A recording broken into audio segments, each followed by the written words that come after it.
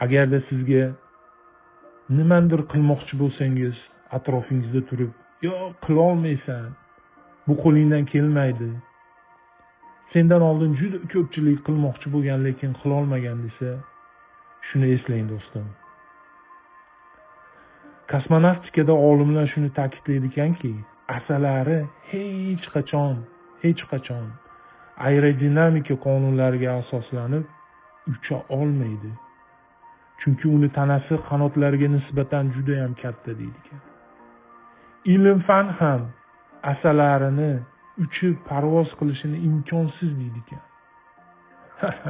Lekin asosiysi bilasizmi nima? Asalari bu hamma gaplardan xabarsiz.